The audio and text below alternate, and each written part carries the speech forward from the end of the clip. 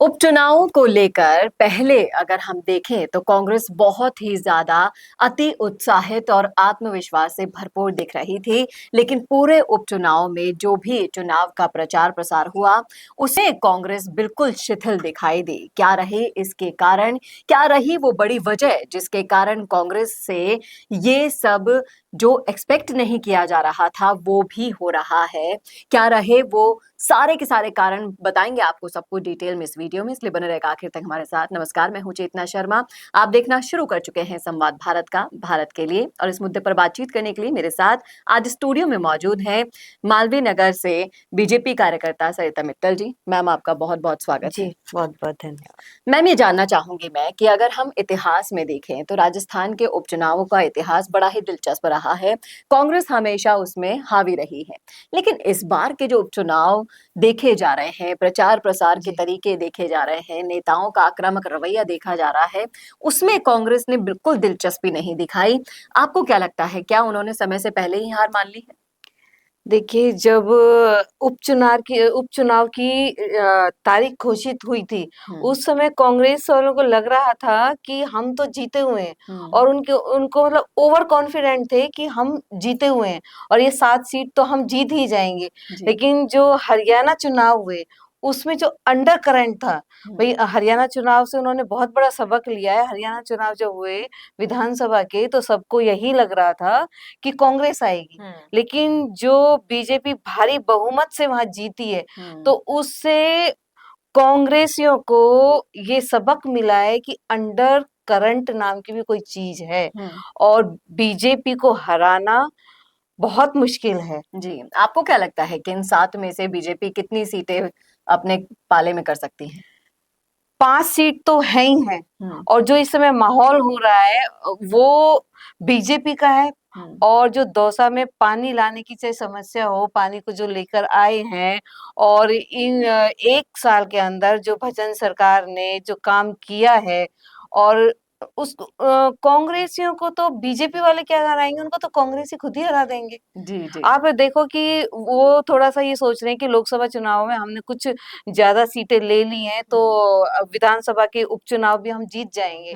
लेकिन उस समय क्या उन्होंने अशोक गहलोत जी को हटा दिया था और वापस अब वो फिर से अशोक गहलोत को ले आए और माहौल वही बीजेपी का बन गया और फिर एक बार सचिन पायलट को सब चीजों से दूर कर अपना ही नुकसान कांग्रेस ने कर लिया। टोंक जहां से सचिन पायलट जी चुनाव लड़ते हैं, वहां ही कांग्रेस का जीतना आसान नहीं है, मुश्किल हो रहा है। जो सचिन पायलट अपने गढ़ से ही नहीं जीत सकते तो उनको कांग्रेस तो मतलब हार ही गई है। ये सही कहा आपने। कांग्रेस ही कांग्रेस की काट कर रही है, फिर चाहे से वो टोंक के देवली उनियारा विधानसभा क्षेत्र में हो या फिर हो वो झुंझुनू में, जो कि कांग्रेस का गढ़ माना जाता है। लेकिन इस बार वहां पर जो भी राजनीतिक गलियारों में चर्चाएं चली, उससे लेकर ग्राउंड लेवल तक हमारी रिपोर्टर्स भी वहां पहुंचे, जो माहौल देखा गया वो वाकई में पलटता हुआ नजर आ रहा है। इसी के साथ साथ मैम, मैं ये भी जानना चाहूंगी कि जैसा कि कांग्रेस की सरकार से बीजेपी सरकार को, भजनलाल सरकार को पर्ची सरकार नाम दे दिया गया था, इस पर आपका क्या कहना है कि साल भर अब पूरा हो चुका है भजनलाल सरकार को, क्या वाकई में उन्होंने इसका जवाब दिया है? जी बिल्कुल, उन्होंने इसका जवाब मुंह से नहीं अपने काम से दिया है। 1 साल में जो भजन सरकार ने यहाँ राजस्थान में काम किया है, राजस्थान नहीं, राइजिंग राजस्थान, जो इसका नाम ही एक राइजिंग राजस्थान हो गया।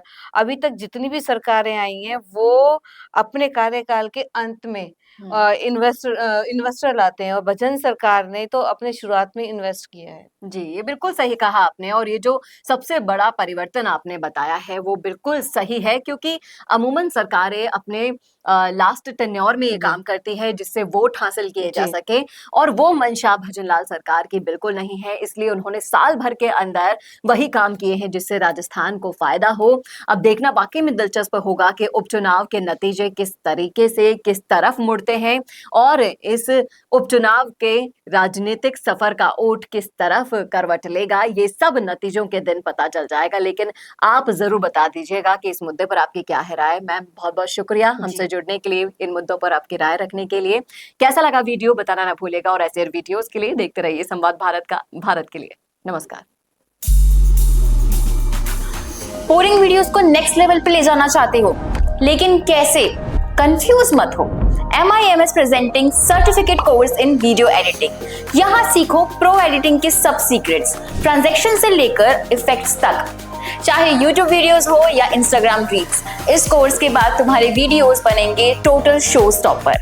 इंडस्ट्री के एक्सपर्ट से ट्रेनिंग लो, अपने एडिटिंग स्किल्स को सुपरचार्ज करो और अपना कंटेंट गेम बढ़ाओ। तो अभी एनरोल करो certificate course in video editing में और बनो वीडियो के एडिटिंग मास्टर।